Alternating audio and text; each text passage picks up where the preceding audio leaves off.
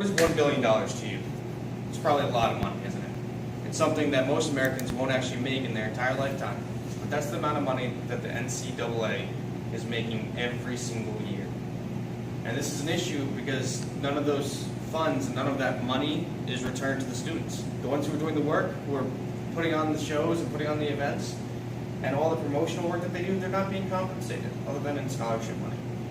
And scholarship money only goes so far, because if a student gets injured while they're playing the game, they can potentially lose their entire scholarship and be kicked out of school. Does that sound okay to you? It doesn't to me. Now, the NCAA generates 80% of that $1 billion a year off of televised events, just television. And they're paid subscriptions, people want to watch their team, they want to support their colleges, and they're making all this money that's not making its way back to the students. For example, the president of the NCAA just this year gave himself a $0.5 million raise. He went from making $1.2 million to $1.7 million. Wouldn't you like to be able to give yourself that kind of raise? It'd be nice. And the worst part about this is the way that the NCAA came to light. It was created by Theodore Roosevelt in 1906. Theodore Roosevelt created the NCAA in order to protect students.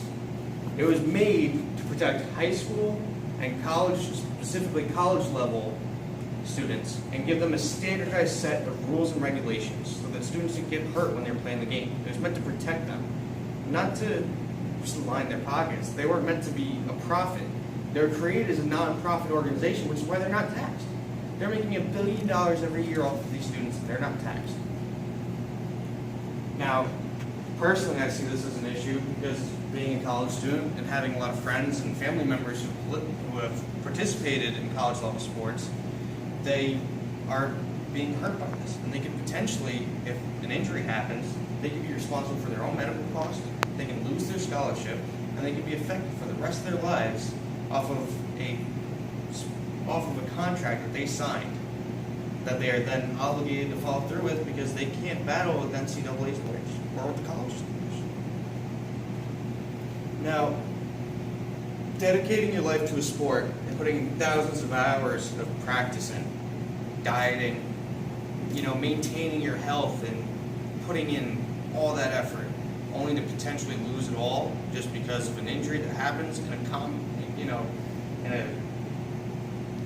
contact sport like football or basketball, which is a little less, but still, there's a lot of interaction. The fact that you can lose your chance at an education based off of that, I find appalling. And this is why college-level athletes should be compensated for the work that they do and the revenue they help generate. Now, here's a quote from Theodore Roosevelt, the founder of the NCAA, that I find very relevant to this specific point. The things that will destroy America are prosperity at any price, peace at any price, safety instead of duty first, and love of soft living and the get-rich-quick theory to life.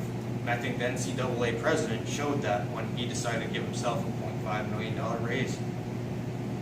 In the spirit of one of the greatest American presidents, I encourage all of you to get involved in your school's sports politics and be conscious of what's happening to your fellow students, and to stand by them if they decide to stand against the powers that be.